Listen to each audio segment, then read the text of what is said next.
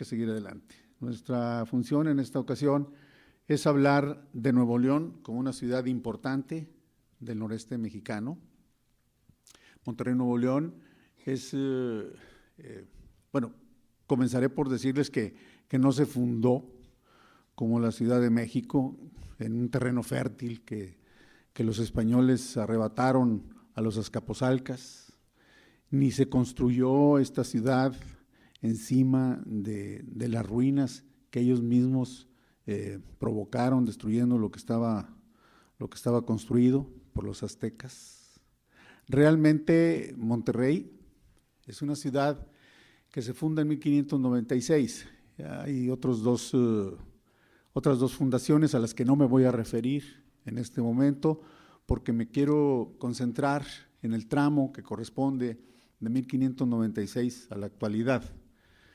Estos días son días complicados para los que estamos en la crónica de la ciudad de Monterrey.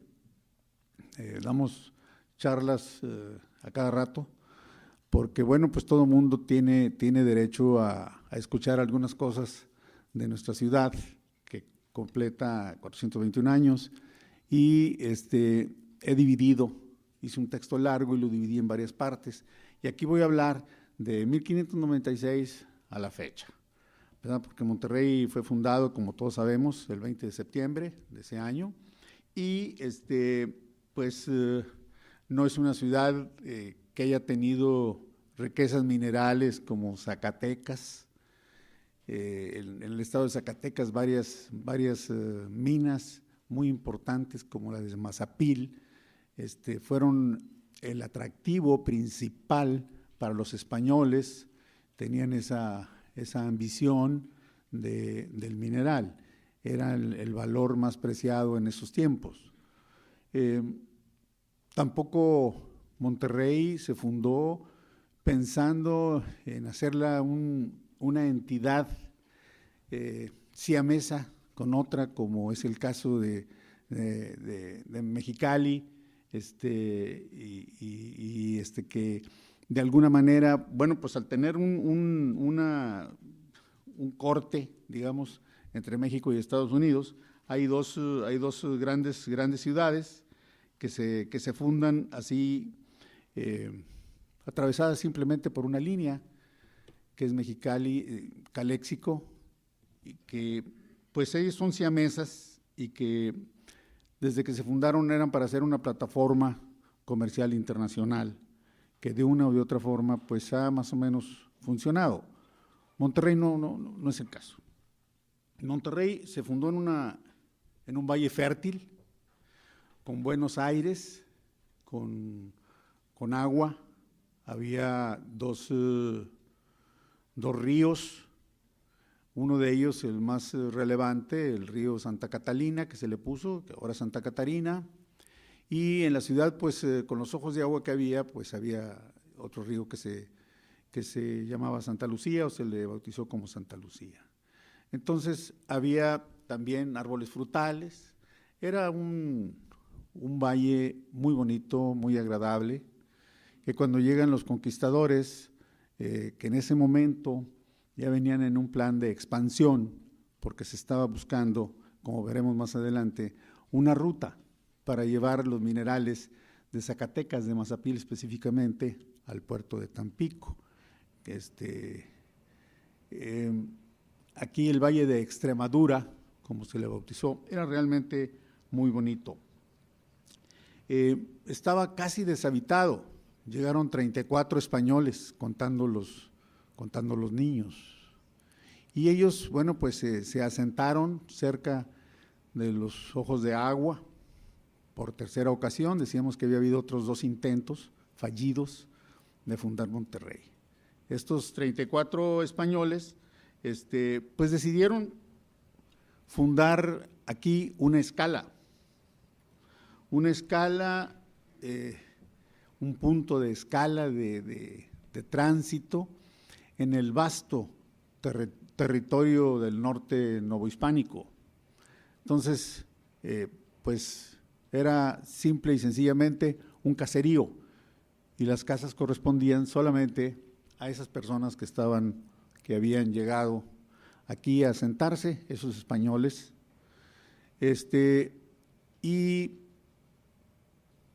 comenzaron a trabajar arduamente, tuvieron muchas vicisitudes. Muy pronto el río Santa Catalina se desborda, hay una gran inundación y se tienen que cambiar hacia más arriba, que es hacia el sur, en la parte en donde ahora está la Plaza Mayor, que le llamaban entonces, ahora Plaza Zaragoza. En esa zona se comienza o se refunda la ciudad de Monterrey, que es más alto que acá en los Ojos de Agua, que para ubicarnos, digamos, en la Fuente de Monterrey. Diego de Montemayor, que era quien dirigía a todas estas personas, era tesorero de la Real Hacienda, teniente de gobernador y capitán general del nuevo Reino de León. Pero no solamente eso, él traía instrucciones del rey Felipe II, que le mandó un escrito en donde decía que había que fundar un pueblo o una ciudad de españoles. Y así lo hizo, le gustó esta zona, esta parte, esta ciudad ahora, levantó un acta, celebraron misa y le puso el nombre de Nuestra Señora de Monterrey, una ciudad metropolitana. Esto de metropolitana ha sido motivo de debates entre historiadores, porque algunos dicen que pues era un sueño utópico, otros dicen que metropolitana pues como que no tenía nada que ver con lo que realmente era el pobladito ese. Pero la explicación real es la siguiente: las palabras, como casi todo en la cultura, va teniendo acepción diferente conforme pasan los tiempos. Metropolitana, por ahora, una ciudad metropolitana o la palabra metropolitana, la vinculamos o la relacionamos con una ciudad que tiene suburbios, que tiene mucha gente. Pero en aquel entonces, fíjense ustedes, el diccionario de autoridades, que es el primer diccionario de la Real Academia Española, que se publicó en 1734, decía que metrópoli es una ciudad principal que tiene dominio o señorío sobre otras. Textualmente así dice este diccionario. Entonces, ¿quién tenía la facultad de decidir qué tipo de ciudad, pueblo, valle o poblado se fundaba? El gobernador, nada más el gobernador. Desde luego sus autoridades superiores, pero no iban a venir hasta acá el virrey y mucho menos el rey. Entonces el gobernador, en este caso, bueno, pues Diego de Montemayor, según la ley segunda del libro cuarto, título séptimo, era él el encargado. Él podía fundar una ciudad, una villa, un poblado, y entre las ciudades podía ser ciudad metropolitana, y eligió lo de ciudad metropolitana. En su carácter de tesorero de la Real Hacienda, teniente de gobernador y capitán general de este nuevo Reino de León, con todo derecho decide fundar una ciudad metropolitana. Y bueno, pues esta ciudad en la que vivimos, muchos aquí nacimos, esta ciudad nace importante, nace desde el primer momento, es una ciudad muy importante. Es una ciudad destinada a tener señorío, a tener dominio sobre otras ciudades. El problema era que no había muchas ciudades a quien dominar. Aparte de la hacienda de Castaños, Apodaca, San Juan Bautista de Pesquería Grande, García, y Villa de Cuevas, Salinas Victoria, la verdad es que no había más ciudades que señorear. Entonces, el reto era, ahora ya bautizada como ciudad metropolitana, pues tenemos que hacer más ciudades, tenemos que fundar más pueblos para que corresponda a cómo nuestro gobernador nos fijó en el acta de fundación de la ciudad de Monterrey. La otra pregunta es, ¿para qué se fundó Monterrey? ¿Para qué? Porque es muy escueto el mensaje que manda el rey a Diego de Montemayor, funda una ciudad de españoles. ¿Pero para qué? Bueno, dice así, y leo textual: para su congregación y asiento y enseñanza de la Santa Fe Católica. Y así por esto, como por estar este lugar en buen medio para el viaje y trato del puerto de Tampico, que hay 70 leguas camino de carretas, y lo mismo la ciudad de Zacatecas y otras partes, y salida para las poblaciones que se hubieren de hacer en este reino tierra adentro. Esa es la versión formal. Y de estos objetivos que marca esta versión formal, se cumplieron algunos. Digamos que los indios, pues sí, algunos de ellos se pudieron evangelizar, pero la mayoría no. La mayoría continuaron siendo nómadas y se comportaron en forma pues agresiva, se sentían ellos desplazados de sus tierras, de sus dominios, y obviamente contestaron con la vía de la fuerza, ¿verdad? Así se mantuvo hasta el siglo XIX, más o menos, la relación entre los colonos y los indios, al toma y daca, al asalto y a la represión, hasta que entrado el siglo XX prácticamente fueron aniquilados, fueron desaparecidos o erradicados. El otro objetivo, el camino a Zacatecas, entre Tampico y Zacatecas, a pesar de estar trazado, tampoco se cumplió. No se cumplió, pero bueno, pues finalmente sirvió como punto de interconexión entre algunas otras poblaciones que se fueron fundando en ese trayecto, ¿verdad? Finalmente, desde lo poco que yo he leído, creo que hay 3 razones que son las reales. Una de ellas es un poco alucinante, digamos, mítica, es un mito. La primera es la codicia que despertaba en los españoles una leyenda de una supuesta ciudad de oro. Y este mito, este sueño que tenían de hacerse ricos de la noche a la mañana, los hizo que comenzaran a explorar nuevos territorios, y esto vino ayudando. Nada más para darnos una idea, en el otro lado del país, en el noroeste, había una ciudad supuestamente, ¿verdad?, que era de oro y joyas preciosas en el imaginario del conquistador, ¿verdad? Se llamaba la ciudad, o le decían, la ciudad áurea de Cíbola. Esta ciudad de puro oro y joyas existía en alguna parte del noroeste. Y así que, pues, había mucha gente interesada en encontrarla, porque eran los tiempos en que el que se encontrara una mina, un tesoro, lo denunciaba y era propio, era de él. Esa era la ley que regía para los migrantes españoles. Así que pues era una de carreras. Llegó a tanto el rumor que Nuño Beltrán de Guzmán, siendo él el titular de la audiencia de Guadalajara, estamos hablando del segundo puesto de este país. Primero, obviamente, pues, el virrey, y luego el titular de ahí de Guadalajara, de la audiencia. El segundo puesto en importancia, renuncia para irse a buscar Cíbola. Y en una sangrienta búsqueda de esa inexistente ciudad, Nuño exploró Nayarit, Jalisco, Colima y Sinaloa. Desde luego que nunca la encontró. Sin embargo, esto también le llega al virrey, la ambición. El propio virrey Antonio de Mendoza, que era el primer virrey que tenía este país, en 1535 envió a su cuñado, le dijo a Francisco Vázquez de Coronado, vete a buscar Cíbola. Y lo manda a buscar Cíbola. Y como andaban Muñoz, y la verdad era muy agresivo Nuño, pues su cuñado mejor se vino para el otro lado a buscarla. Y resulta que acá de este otro lado, en el noreste, había también otra leyenda.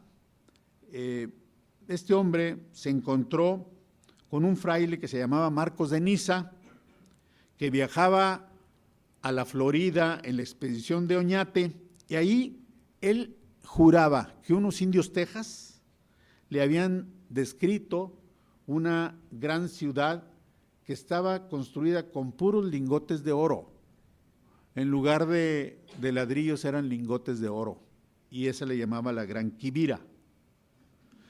Y bueno, pues se corrió la voz y se colonizó inmediatamente el noreste de México, con el puro rumor de que había una ciudad con lingotes de oro en todas las construcciones.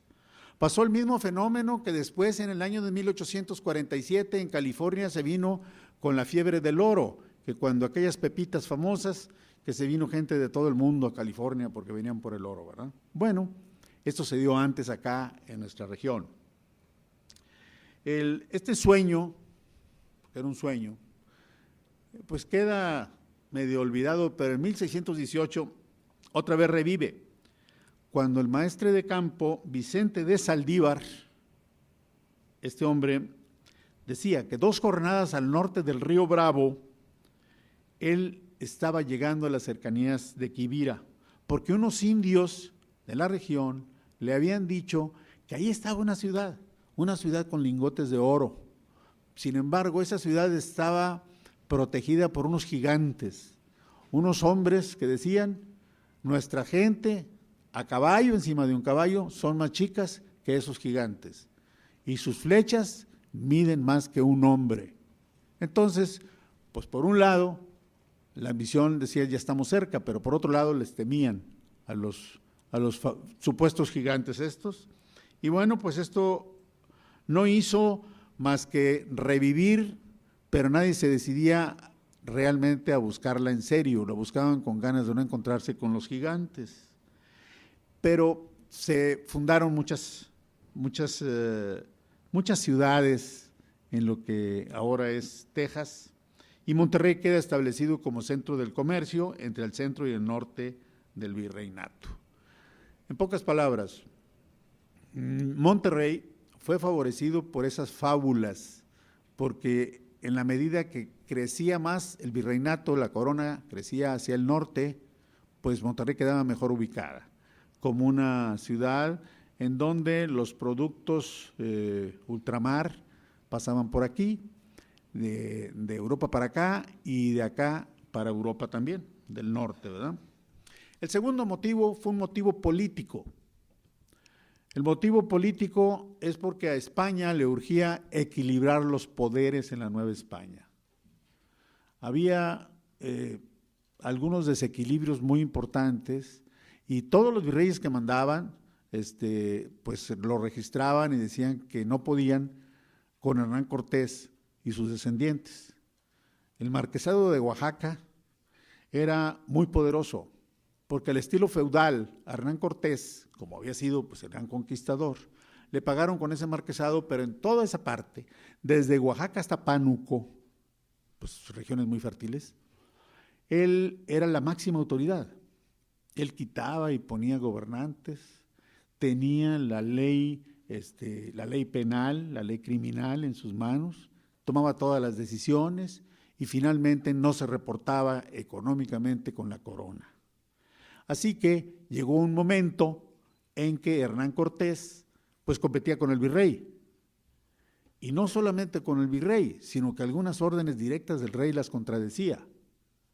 Así pues, dijeron, bueno, esto es insoportable, hay que encontrar un equilibrio político en la Nueva España.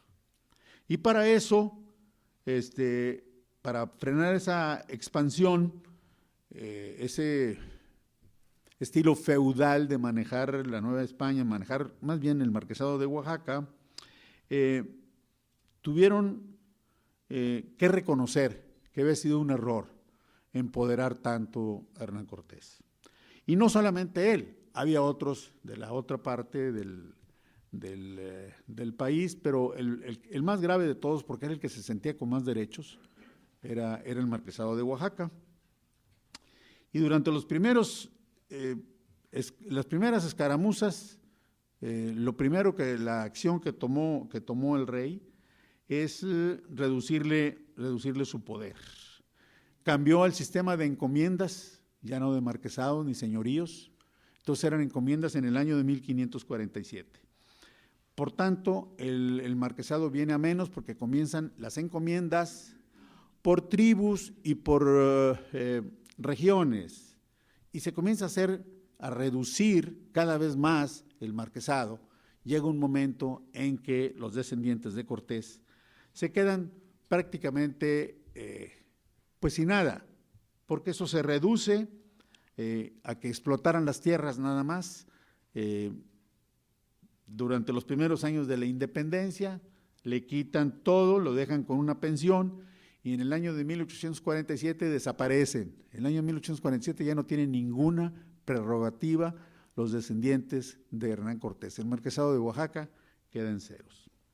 El virreinato se fue fragmentando en pequeñas provincias que las dirigían por un gobernador que designaba el rey, y ese gobernador tenía todas las facultades hasta que de España no llegara otra instrucción.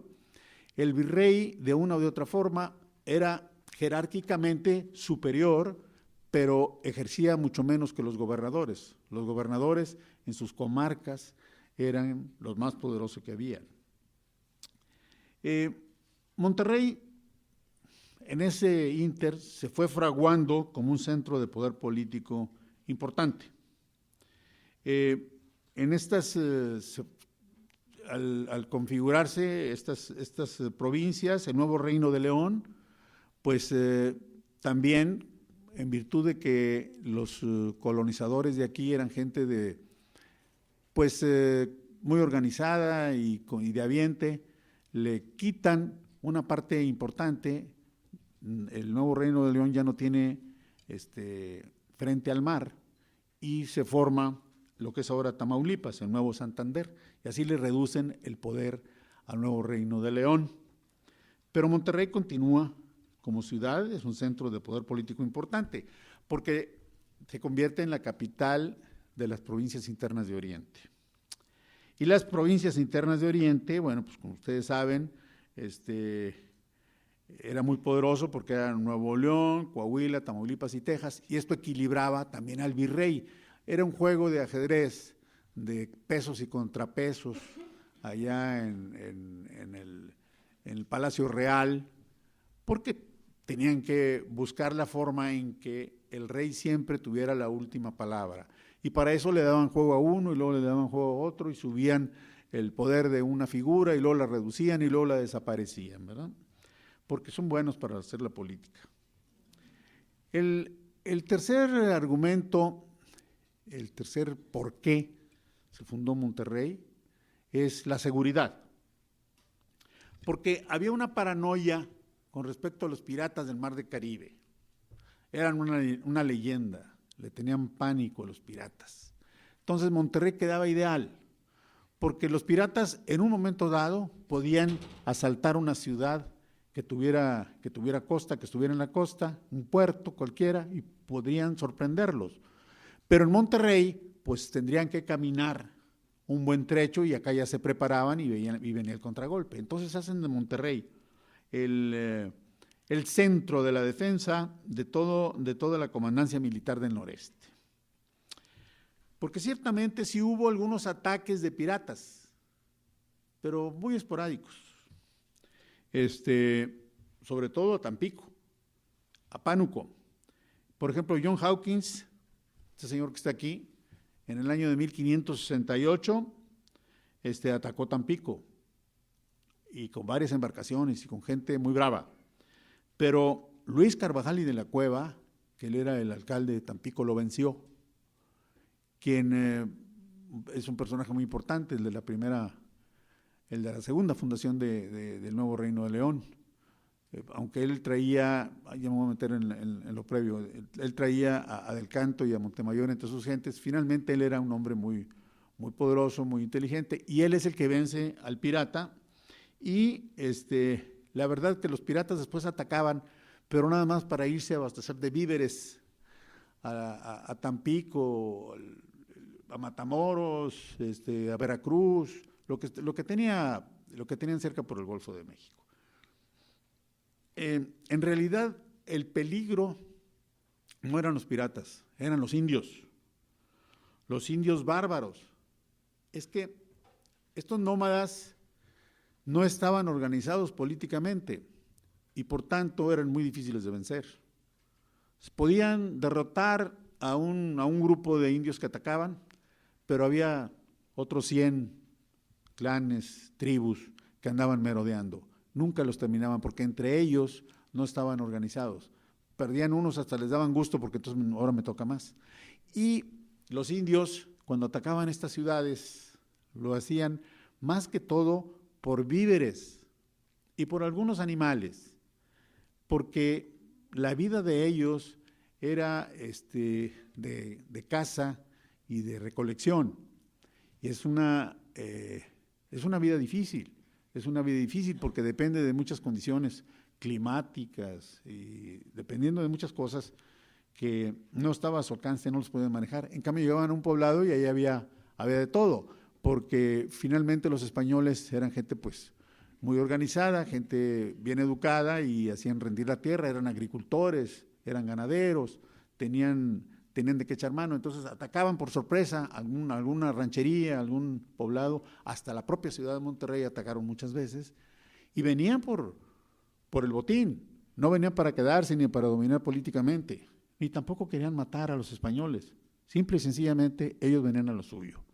Es más fácil organizarnos aquí, esta tribu, de estas 20 personas, atacamos esta ranchería y les bajamos todo lo que tienen en el granero, le quitamos los caballos y las vacas y ya nos vamos.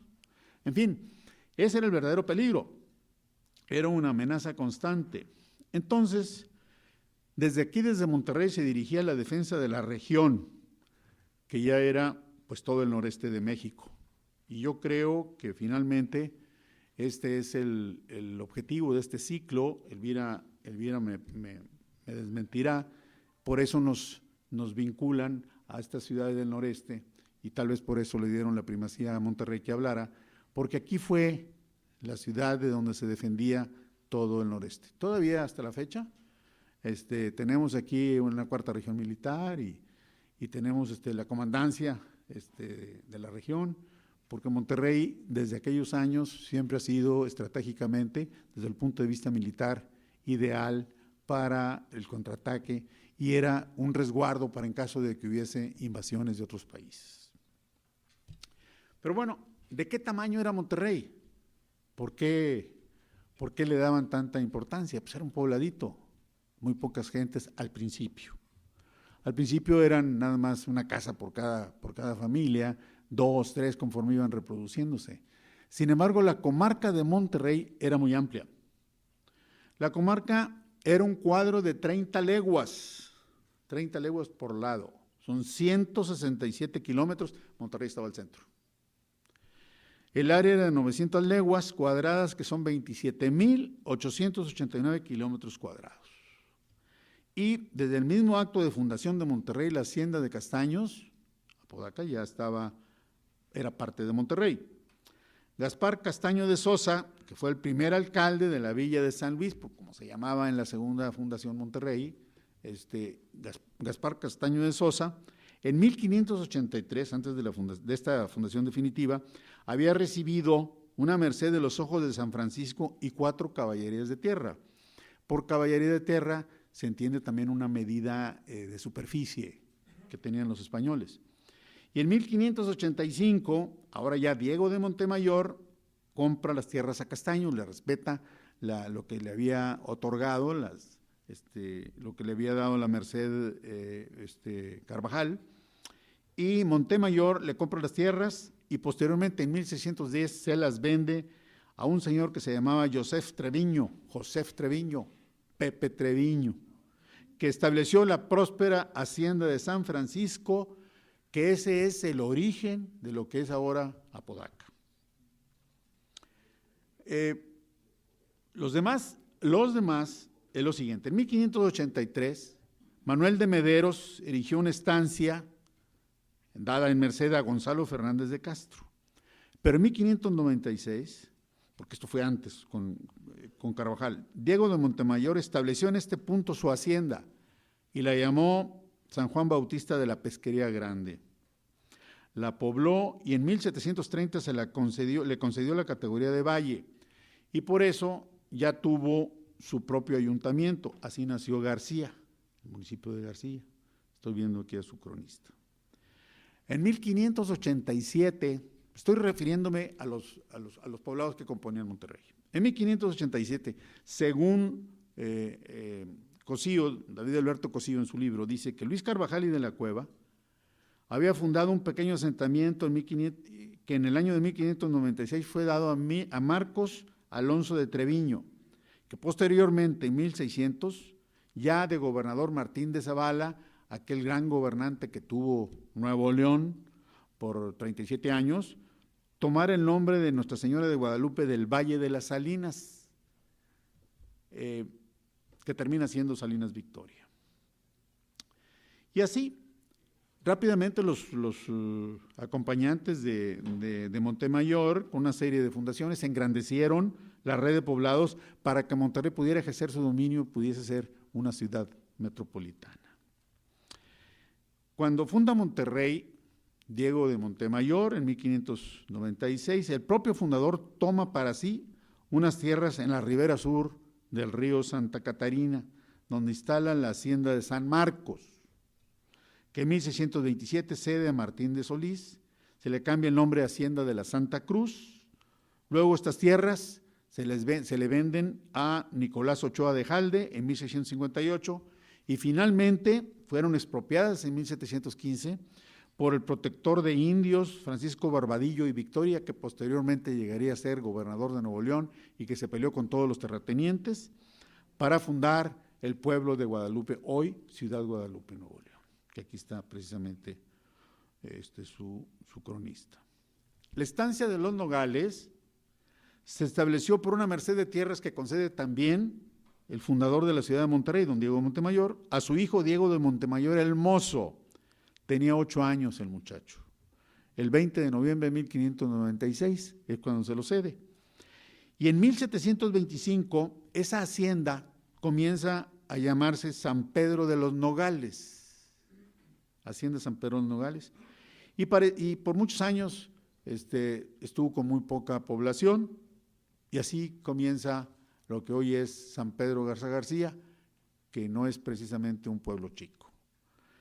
En ese mismo día, el 20 de noviembre de 1596, el capitán Lucas García el Bueno y su mujer Juliana de Quintanilla reciben de manos de Diego de Montemayor una merced sobre la hacienda de Santa Catalina, lugar que prosperó porque, bueno, pues era el paso entre Monterrey, Saltillo y el centro, y bueno, pues la hacienda de Santa Catalina, pues es Santa Catarina ahora, ¿verdad? El fundador Diego de Montemayor, en 1596, se adjudicó un lugar que los indios llamaban Valle de Cuaricezapa. Era dominado por unos bravos huachichiles, el Guajuco y el Colmillo. Estas tierras fueron heredadas a su hijo Diego Fernández de Montemayor y posteriormente, en 1648, don Diego Rodríguez de Montemayor, que era nieto de don Diego de Montemayor, fundó el Valle de Santiago de Guajuco, origen de Santiago, Nuevo León, que posteriormente se desagrega en Allende y otras partes, y otras municipalidades. El 5 de febrero de 1597, don Diego de Montemayor entregó en merced a su colaborador y escribiente Díaz de Berlanga, a Diego Díaz de Berlanga, una hacienda dedicada a la cría de ganado vacuno y lanar, y también sembraba maíz. Es la primera hacienda dedicada a esto, específicamente. También sembraba algo de trigo y la bautizan como San Nicolás Tolentino. A la muerte de Díaz de Berlanga, su viuda Mariana Díaz vende esas tierras a Pedro de la Garza y así termina siendo ahora el municipio de San Nicolás de los Garza. En 1604, este hombre de recursos, explorador y colonizador, Joseph de Treviño, fue nombrado regidor aquí en Monterrey y a la vez recibe una merced de 2 ojos de agua cerca del río Pesquería y de otra estancia de tierra entre el río Pesquería Chica y El Topo, que inmediatamente se convertiría en el granero de la ciudad de Monterrey, con una explotación intensiva en pequeñas porciones, pero con muy buena agua del río Pesquería, y había cosechas muy importantes que abastecían un porcentaje muy alto de los alimentos de la ciudad de Monterrey. Este lugar, conocido como la Hacienda del Topo, a la muerte de Treviño, las tierras pasan a su hijo, José de Ayala. Él era Treviño Ayala, pero por alguna circunstancia él usaba el apellido de su madre. Y cambia el nombre de la hacienda por el Topo de los Ayala. Este es el origen del municipio de General Escobedo, que aquí tenemos a su secretario de Desarrollo Económico. El 15 de junio de 1604 se funda la hacienda de San José de los González. Es un pequeño asiento agrícola. Y poco tiempo después, en 1642, don Martín de Zavala otorga a Bernabé González Hidalgo una merced y funda un poblado. Ese poblado ahora se llama municipio de Juárez, Nuevo León. En 1637, el propio gobernador Martín de Zavala funda en un punto intermedio entre Monterrey y Cerralbo, que es otra ciudad muy importante, Cerralbo, por la minería, que originalmente fue primero que Monterrey, funda la villa de Cadereyta. Era un asiento pues agrícola. Esto fue a fines del siglo XVI. Ya había sido utilizada esa zona de Cadereyta, de lo que ahora es Cadereyta, perdón, como sitio de siembra de caña de azúcar por dos personajes, Alonso Pérez y otro señor que se apellidaba Pereira. Ellos, con algunos indios tlaxcaltecas, a ese punto le llamaron San Juan, ahora perteneciente al municipio de Cadereyta, que es un poblado en donde, conocido por otras muchas cosas, como la estación del tren y demás, que se dice que ahí se jugó el primer partido de béisbol en la historia de México. Realmente era un caserío con sembradíos y nada más. En 41 años, resumiendo esto, en 41 años la ciudad de Monterrey absorbe en su dominio todas estas poblaciones a las que dije y otras que se fundan posteriormente, y entonces ya se convierte en una metrópoli que podía señorear entre todas ellas, ¿verdad? Hacía realidad la visión de Diego de Montemayor. Estos poblados que ahora se han crecido, se han convertido en municipios con sus ayuntamientos, con su propio pecunio, con sus propias reglamentaciones y demás, se han vuelto a reunir y son el área metropolitana de Monterrey. Entonces, como el Big Bang del universo, que se hace grande y se hace chico, así sucedió, se desagregó y luego otra vez se concentran, marcando desde luego, todos tienen su soberanía y sus propias autoridades, pero finalmente son un área metropolitana de Monterrey. Bien, eso fue hacia adentro.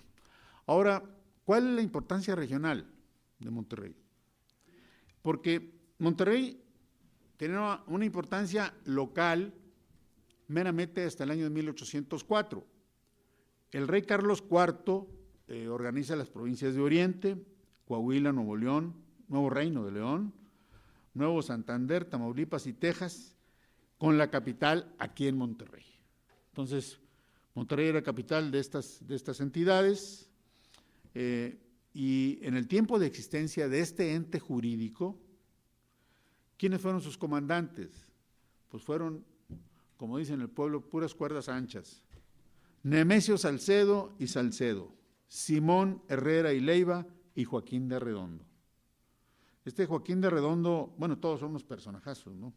Gobernantes de Nuevo León y demás, pero Joaquín de Arredondo, combatió con mucha fiereza a los insurgentes, de una manera terrible. Por ejemplo, a Mina, cuando llega Mina, él lo combate, lo vence y lo fusila, pero en caliente, no le dura 3 rounds, ¿verdad? Entonces, era un hombre tremendo. Su hermano era gobernador de Cuba, padre de mujeres muy, muy connotadas en la historia de Nuevo León, una de ellas, esposa de Gonzalitos, y de una gran, que hay hasta libros de eso, ¿no? Bueno, durante los periodos de vigencia de la Constitución de la Monarquía Española de 1812, que coloquialmente le llamamos Constitución de Cádiz, que fue de 1812 al 14, cuando ya estaba la plena guerra de independencia, entre 20 y 21, que fue cuando nos independizamos, hubo una diputación provincial para Coahuila, Texas, Nuevo Reino de León y Nuevo Santander, con